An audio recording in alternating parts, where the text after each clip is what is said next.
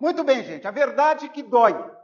Nós estamos numa série de mensagens, essa é a 8ª. Contra a corrente, a igreja em tempos estranhos. Você já deve ter ouvido essa expressão que a verdade dói. Nem sempre, né? A verdade é uma bênção. Mas há momentos em que a verdade dói, e nós vamos estar falando sobre isso. O nosso texto básico está lá no Evangelho de João, capítulo 6, versículos 60 a 69. Muitos seguidores de Jesus ouviram isso e reclamaram. Ouviram aquilo que Jesus tinha falado antes. O que ele ensina é muito difícil. Quem pode aceitar estes ensinamentos? Não disseram nada a Jesus, mas ele sabia que eles estavam resmungando contra ele. Por isso perguntou: vocês querem me abandonar por causa disso? E o que aconteceria se vocês vissem o Filho do Homem subir para onde estava antes? O Espírito de Deus é quem dá vida, mas o ser humano não pode fazer isso. As palavras que eu lhes disse são espírito e vida, mas mesmo assim, alguns de vocês não creem. Jesus disse isso porque já sabia desde o começo quem eram os que não iam crer nele e sabia também quem ia traí-lo. E Jesus continuou: foi por esse motivo que eu disse a vocês que só pode vir a mim a pessoa que for trazida pelo Pai. Por causa disso, muitos seguidores de Jesus o abandonaram e não o acompanhavam mais. Então, ele perguntou aos 12 discípulos: será que vocês também querem ir embora? Simão Pedro respondeu: quem é que nós vamos seguir? O Senhor tem as palavras que dão vida eterna. E nós cremos e sabemos que o Senhor é o Santo que Deus envia. Nós vivemos em uma cultura que vive fugindo da dor a qualquer custo. Nós não aguentamos a dor. Se algo incomoda, nós trocamos. Se algo confronta, nós cancelamos. Se algo exige mudança, nós abandonamos. Mas o Evangelho nos apresenta uma verdade diferente. Nem toda dor é destrutiva. Algumas dores são curativas. Neste texto que nós acabamos de ler, no Evangelho de João, todo o Evangelho, capítulo 6, Jesus passa de herói popular a um mestre rejeitado. Jesus havia alimentado a multidão. Leia o capítulo 6 inteiro em casa, você vai ver.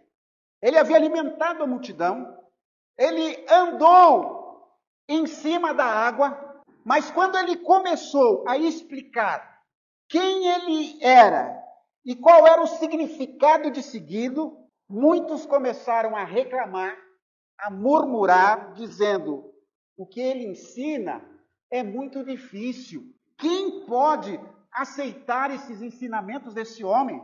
Em outra tradução, a palavra é: dura é essa palavra.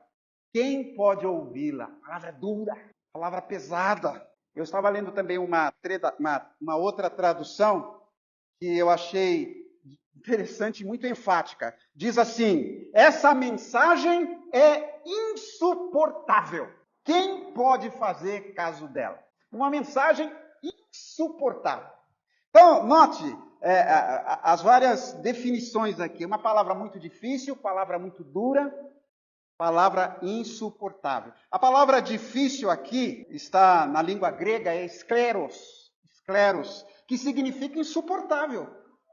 Significa dura, difícil, mais do que aquilo que a gente pode admitir. É isso exatamente o que está aqui. Nós podemos não admitir, mas existem ensinamentos de Jesus que são insuportáveis. Você poderia citar ou lembrar de um ensinamento de Jesus que é insuportável? Eu posso citar alguns.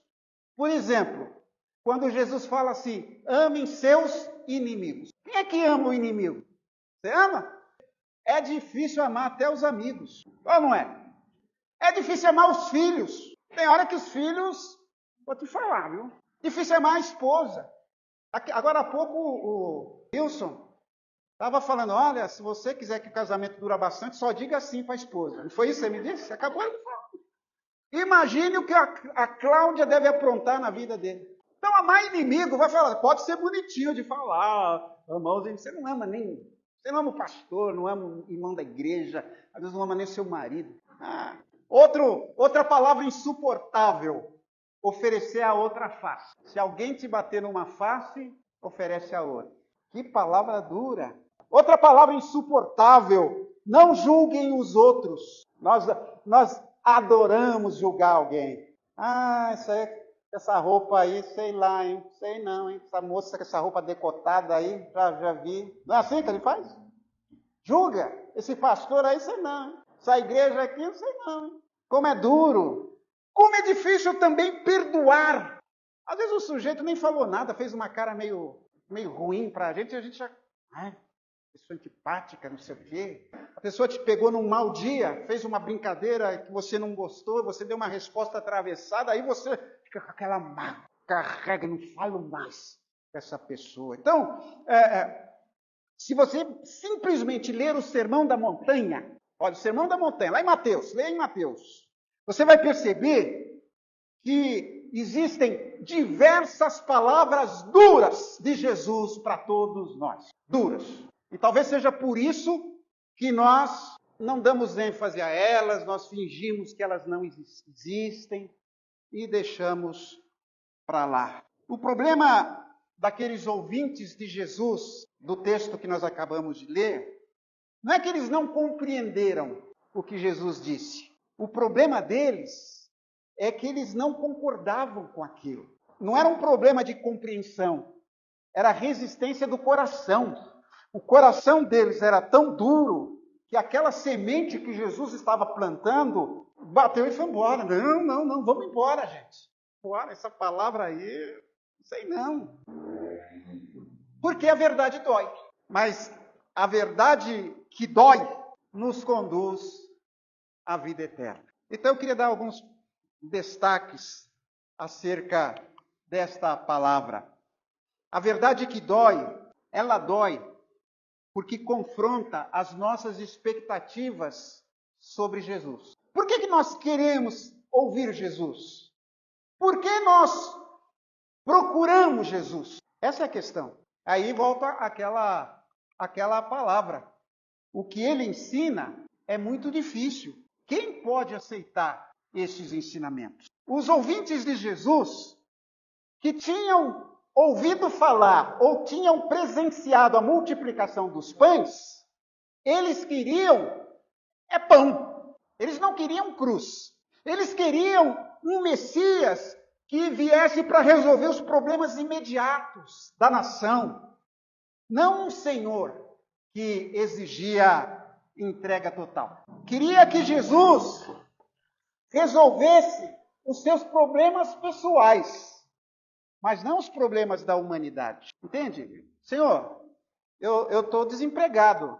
Resolve o meu problema. Não importa que exista aí tanta gente desempregada. Eu estou desempregado. Senhor, eu estou com fome. Então, mata a minha fome. Não importa outras pessoas que estejam passando fome. Resolve o meu problema.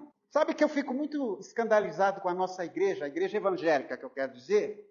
É o quão pouco nós nos preocupamos com as questões sociais do nosso país. Nós somos... O evangélico é moralista. Ele gosta de discutir questões morais. Mas quando se fala de pobreza, desemprego, homofobia e tantas coisas desse tipo, a gente não toca nesse assunto. Nós queremos que resolvam o nosso problema. No sermão que escandalizou a multidão, Jesus havia afirmado assim: eu sou o pão da vida. Eu sou o pão da vida. Sabe que na cultura de Jesus, na época de Jesus, o pão se constituía de aproximadamente 70% a 75% da dieta diária daquelas pessoas. O pão era muito importante, era indispensável. Por isso Jesus falou assim: eu sou o pão da vida. Se ele estivesse falando hoje para a nossa igreja, Jesus falaria assim: eu sou o arroz e feijão da vida. Eu acredito que todo mundo aqui comeu arroz e feijão essa semana, não é? Eu comi arroz e feijão a semana toda. Então a gente não vive sem arroz e feijão, não é verdade? Então, quando Jesus fala, eu sou o pão da vida, ele está dizendo que ele não veio apenas para nos dar algo. Ele veio para ser tudo. Você come o pão, você se alimenta, e aquilo imediatamente faz efeito na nossa vida. Ninguém vive sem comida. Nós precisamos do arroz e feijão. Nós precisamos do pão. É isso que Jesus falou. Vocês precisam de mim. Vocês precisam se alimentar de mim. Talvez algumas pessoas tenham entendido errado, né? Falam, o quê? Vou virar canibal, comer o corpo de Jesus? No fato, eles sabiam do que Jesus estava tratando. Então, essa verdade de que Jesus veio para ser tudo na nossa vida é uma verdade que dói. Dói porque desmonta aquele Jesus sob medida que nós criamos. Nós queremos um Jesus conveniente, um Jesus assim que satisfaça as minhas expectativas pessoais, os outros que se lasquem. Mas ele tem de satisfazer as minhas, aquilo que eu gosto, aquilo que eu não gosto, aquilo que eu preciso. Dói perceber que Jesus não se adapta aos nossos planos. Somos nós que precisamos nos alinhar aos planos de Jesus. Como diz o hino, não a minha vontade, mas a tua. Não mais os meus caminhos, mas os teus. É isso. Mas nós queremos um Jesus assim, bem conveniente, bem adaptado a mim. A verdade dói quando ela revela que as nossas expectativas estavam erradas. Aquele povo só foi ali para ouvir Jesus, para receber pão. Mas Jesus queria muito mais. Eu não sou aqui um balconista que vou ficar dando o que vocês precisam, não. Eu sou tudo o que vocês precisam. Um outro ponto que eu queria destacar. A verdade que dói expõe o que há em nosso coração. Na realidade, a verdade dói quando ela mostra o que está dentro de nós. Olha só o que Jesus Cristo disse. O Espírito é o que vivifica. A carne para nada aproveita. Aqui, carne se refere à nossa limitação humana, à nossa humanidade. Carne se refere à nossa visão limitada, às aparências, às lógicas terrenas. Há uma lógica neste mundo que nós vivemos. Coisa que todo mundo faz. É falar mal, roubar, corrupção, sensualidade exacerbada. Tudo isso não é normal. Isso é coisa da nossa carne. Então Jesus está revelando aqui que o problema daquele povo não era intelectual, não era de entender, era espiritual. Não era falta de explicação, era falta de rendição, de se entregar. A verdade dói, porque ela ilumina aquilo que nós tentamos esconder. Muitas vezes nós temos motivações erradas, pensando só em igreja. Por que a gente faz as coisas na igreja? Qual é a nossa motivação? A nossa motivação é que a obra de Deus prevaleça, que o reino de Deus se espalhe, é que Deus seja glorificado? Ou fazemos por medo, como nós já colocamos aqui, ou fazemos para nos exibir? Qual é a nossa motivação? Muitas vezes a verdade dói porque ela mostra a nossa fé interesseira, né? A fé que visa apenas buscar coisas para mim. É uma fé de ocasião. Por isso ela dói. Ela dói porque ela mostra a nossa religiosidade superficial. Aquela religiosidade assim, de consumo. É o mínimo possível. Hoje a gente vem à igreja uma vez por semana, no culto da noite, não vem à escola dominical, não sai para o evangelismo, não visita ninguém, lê a Bíblia lá mais ou menos, uma oraçãozinha antes de dormir, não convida uma pessoa para estar na igreja. Você que tem convidado pessoas para vir à igreja? Olha esses bancos aqui, é nosso desafio, hein, gente? É um desafio para nós. Mas as pessoas não vão vir assim, eu vou procurar uma igreja. Onde será que eu vou? Tem uma igreja que eu passo de ônibus, acho que eu vou lá. Sabe quando isso vai acontecer? Nunca. Ou de vez em quando. Se você não convidar, se você não der seu testemunho de vida, também não adianta convidar a vir à igreja se você é igual às pessoas, você não dá seu exemplo de vida. Também não adianta nada. Então, motivações erradas, fé interesseira, religiosidade superficial, é isso que a gente quer. É isso. É como uma cirurgia. Ninguém gosta de saber que tem que passar por uma cirurgia. Mas sem essa cirurgia, muitas vezes não há cura. Às vezes a gente precisa fazer uma cirurgia na vida da gente. Deus quer fazer uma cirurgia. Olha, tem muito engano na sua vida, tem muito interesse na sua vida, tem muita malícia na sua vida, tem muito egoísmo na sua vida. E Ele quer abrir nosso coração e dói. O Espírito Santo usa a palavra para cortar, tratar e restaurar o nosso mundo interior. Então é isso. Um terceiro ponto que eu queria destacar aqui para os irmãos. A verdade dói porque separa seguidores ocasionais de discípulos autênticos. É diante da verdade que a gente sabe quem está ali ocasionalmente ou porque ele é um verdadeiro discípulo de Jesus. O texto diz algo que é impressionante.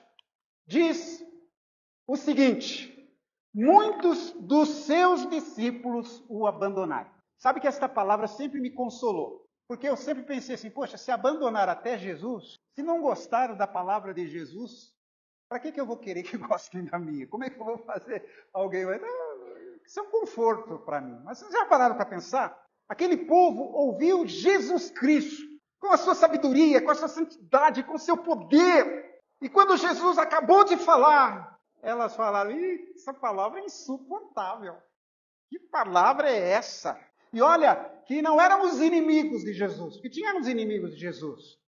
Eram os seguidores de Jesus. Pessoas que estavam ali seguindo Jesus, ouvindo os sermões dele, vendo os seus milagres. A verdade não expulsou ninguém. Ela apenas revelou quem estava disposto a pagar o preço do discipulado.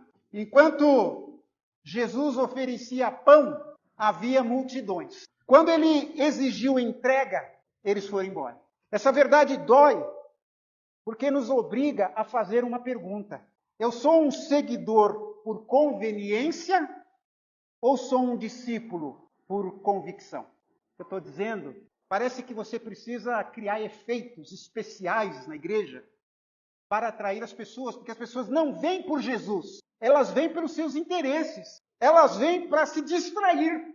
Então, a igreja tem que ser assim um verdadeiro espetáculo. Sabe, eu estava lendo ali a receita para uma igreja bem-sucedida. Guarda aí. Pastor carismático. Pastor tem até que levitar na hora do culto. Segundo, um bom prédio e uma boa localização. Mas tem que ter estacionamento, tem que ter ar-condicionado, som de primeira. O espaço para as crianças tem que ser uma verdadeira Disneylândia. Recantinho do café, que tem inclusive adoçante. Tem que ter adoção. Não é assim? É isso para uma igreja bem-sucedida. Hoje você já ouviu falar de igreja shopping? Tem igreja que você vai e parece um shopping center. Maravilha. Eu fui numa igreja uma vez, eu fiquei até envergonhado. Eu falei, caramba, eu não faço nada nessa vida. Outra receita. Acesso à mídia. Você tem que falar no rádio, televisão, etc. Teologia da prosperidade. Teologia da prosperidade, o que fala? Você quer enriquecer? Está desempregado? Quer ganhar 100 mil reais por mês? Olha, quando eu vim para a igreja, eu não tinha dinheiro nem para condução. Agora, eu tenho uma BMW na minha garagem, eu tenho um apartamento lá em Diadema. Vem que você vai ganhar. Vem que você vai ganhar. E ter uma boa banda, pintar a parede de preto. Não sei por quê. Para mim, tanto faz cor de parede. Mas por que parede preta faz pessoa ir à igreja? Eu acho que deve ser por causa dos jovens. Mas as modas mudam, hein? Moda muda. Lembra do chiclete? Agora não tem a preta, agora tem que ser, sei lá, de uma outra cor. E uma outra dica é chamar de church. Eu até estava pensando, Primavera Church. Hein, Beth? Não é legal assim? Olha, eu sou membro da Primavera Church. Então é isso. Então a ideia hoje, e eu volto a falar, meus irmãos, a igreja está aqui para alcançar as pessoas. Há muita gente precisando de Jesus. Esses bancos que estavam guardados lá em cima, desceram para a posse. E não vamos guardar de novo lá. Já disse isso aqui. Porque você que vai encher esses, você que vai trazer. Não para sentar neles, não para lustrar o banco, mas para que vidas sejam transformadas por Jesus. Por Jesus. Mas crescer a qualquer preço é fazer uma liquidação da fé, é colocar lá na frente um luminoso, seus problemas acabaram? É isso? Venha para Primavera Church e os seus problemas acabaram. Tá brincando? Eu sou crente desde que nasci. Mais ou menos. Pastor há 500 anos. E o que eu mais enfrentei na vida foram problemas. Se eu seguisse Jesus por causa de resolver problema, não estaria aqui. Sabe que dos 12 apóstolos, provavelmente só um morreu de morte natural. Foi João. E mesmo assim morreu no exílio. Exilado. Então você quer que essa história de que seus problemas acabaram, prosperidade, você é cabeça, não é cauda, é isso? Tá brincando. Tá brincando. As multidões são guiadas pela emoção. Então, por isso que o pessoal sacou essa. Então, faz a pessoa sentir um negócio diferente. Entra na igreja, assim, ele sente aquela emoção, porque é um espetáculo, assim, um negócio tudo perfeito. E eu concordo que tudo que nós fazemos na igreja deve ser o melhor possível. Não pode ter nada improvisado na igreja, mas de acordo com os nossos recursos e não a qualquer preço. Nós não queremos mexer simplesmente com a emoção das pessoas. As emoções são importantes. Ninguém faz nada sem ter emoção. Mas também é necessário que o coração, que a mente, que a vontade seja afetada. O culto tem que ser animado, mas sem palavras de ordem, sem show, sem luzes, sem som como elemento principal do culto. Olha só o que diz 1 João 2,4. Aquele que diz, eu o conheço, e não guarda os seus mandamentos, é mentiroso, e nele não está a verdade. 1 João 2,6. Aquele que diz que está nele, também deve andar como ele andou. Essa é uma outra palavra complicada, né? Andar como Jesus. Estar em Cristo não é apenas um passo emocional, mas principalmente um passo ético, um passo processual, não apenas um primeiro passo, mas é um caminhar, é andar em Jesus. As massas precisam ser entretidas, multidões gostam de entretenimento. É por isso que é preciso criar eventos, campanhas e coisas desse tipo. As pessoas correm com a maioria. Os irmãos, guardem uma coisa, a pessoa que chega aqui e vê esses bancos vazios, ela vai falar assim, essa igreja não é boa não tem ninguém. Ah, quanto banco vazio. Sabia disso? Ou não? Quando você vai procurar lá um lugar para comer, você vai num lugar que está vazio, tem ninguém, só mosca. A comida pode ser a pior do mundo, mas se estiver cheio, você vai lá. Isso é uma advertência para nós, viu, gente? Para nós. Percebam as maiorias na Bíblia. Elas foram afogadas no dilúvio, foram derrotadas pelos 300 de Gideão, trocaram Jesus por Barrabás, abandonaram Jesus. Isso é que a maioria faz. Multidões não querem pensar, não querem refletir, elas querem sentir. Estava lendo de uma igreja em Goiânia, em que o pastor teve uma visão. E na visão dele, uma galinha falava em línguas e o galo interpretava. É fato. Se você está num culto mesmo, o que você ia pensar, hein? Você ia dizer, oh, glória a Deus, é o poder de Deus se manifestando aqui. E você falou, aqui eu não piso mais. Multidão não quer refletir, gente. A igreja cresce de forma saudável quando prefere profundidade à popularidade. E, para concluir, a verdade que dói nos leva à entrega total a Cristo. Então, Jesus fez uma pergunta desconcertante aos 12. Vocês também querem ir embora? Imagine essa cena. Imagine, eu fiquei me imaginando aqui pregando, e no meio da pregação as pessoas começam a se levantar e ir embora e fazendo uma cara ruim. O que eu faria? Bom, Jesus estava pregando. As pessoas foram embora. O que Jesus fez? Jesus perguntou para eles, para os seus discípulos, vocês também querem ir embora? Jesus não negociou.